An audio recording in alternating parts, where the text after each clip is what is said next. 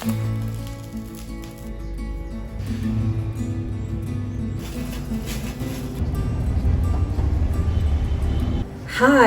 welcome back to my channel, and if you're new here, my name is Shim. I actually do remember that the first time I made sourdough bread, I used all-purpose flour. It didn't give me like the exact results that I was expecting how a sourdough bread would look like, but I kept using it because I couldn't get rye flour here, and if I did find it, it was always extremely expensive. So, and it didn't make sense. If I was going to be making sourdough bread like every day or every other day, something that needs to be sustainable should be something that I can afford and I can get easily. So I kept using all-purpose flour, and with time, I've been able to know some few tips and what to do with my all-purpose flour when I want to make sourdough bread. Over time, I have seen that what works for bread flour won't do with all-purpose flour. The first thing I figured out is the ideal hydration for all-purpose flour, which is between 65 to 70%.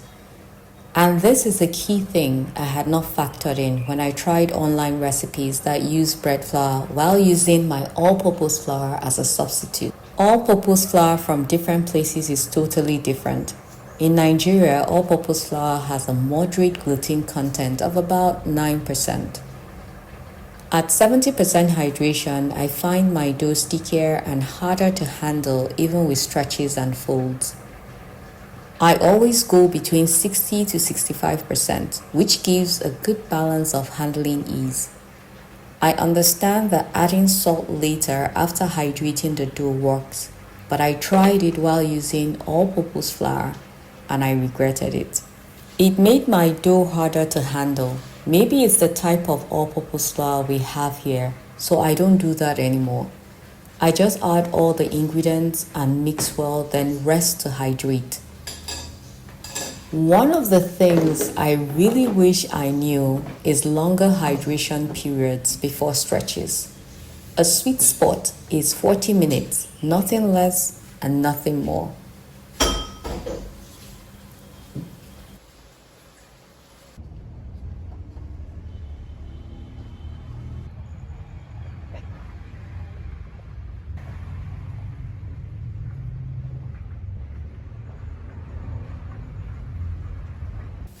After 40 minutes, the effect of hydration and using flaxseed is clear. Aside the nutritional benefits of flaxseed, it absorbs water to create a sticky gel-like substance, which adds an elastic strength to the dough, also helping the bread retain moisture.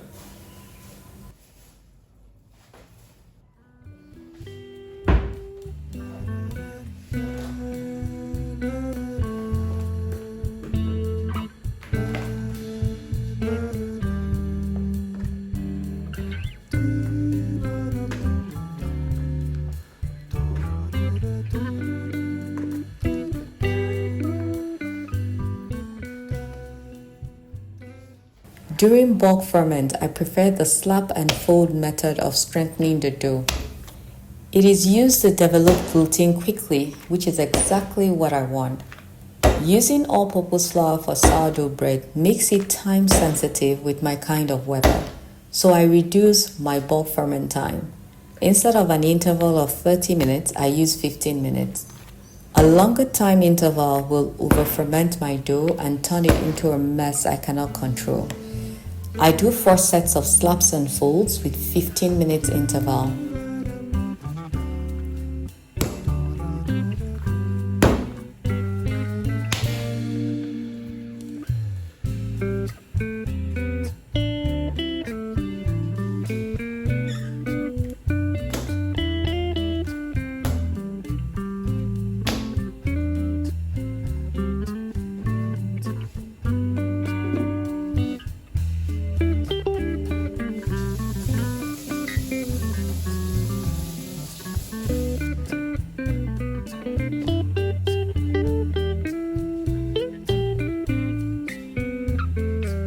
In an hour, I am done and ready for shaping.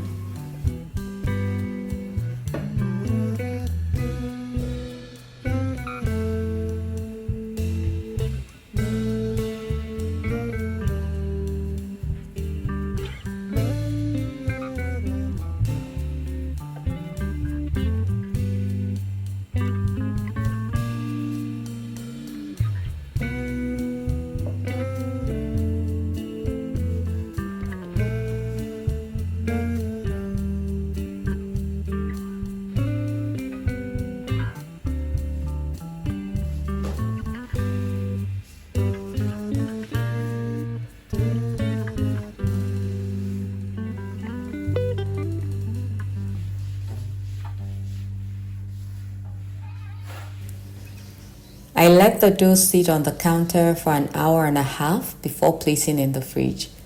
At the time I was ready to place in the fridge, electricity was missing as usual, but be rest assured, the lights came back through the night.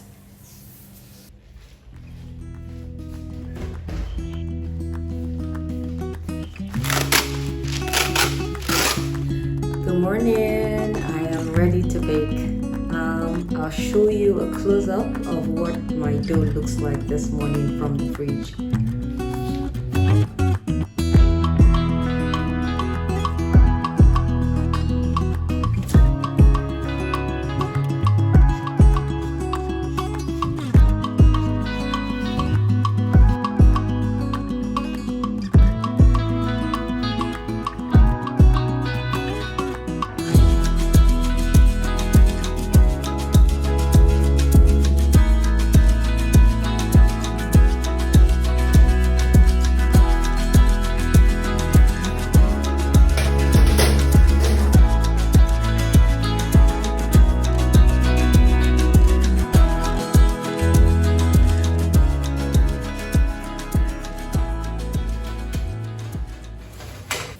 I didn't state this at the beginning of the video. We do have bread flour in Nigeria, but the challenge I have is that it is sold in 50 kg bags and I don't need 50 kg bread flour. I believe the Nigerian market has its reasons, so I just stuck to all-purpose flour, and to be sincere, I really don't need bread flour now. I would love to try it, but it is not a necessity anymore. Let me know in the comments below what you wish you knew about using all-purpose flour to make sourdough bread. I would love to hear from my lovely community, and thank you for your kind words and sharing your sourdough experiences with me all the time.